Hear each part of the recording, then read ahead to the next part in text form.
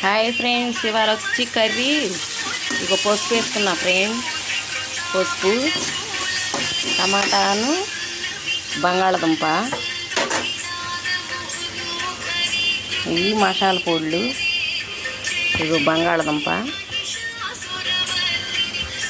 ఇవి వేసుకున్నాను friend. Chicken పొడి, ధనియాల పొడి ఇవి వేసుకుంటా. ఇప్పుడు అల్లం పేస్టు లైక్ చేయండి ఫ్రెండ్.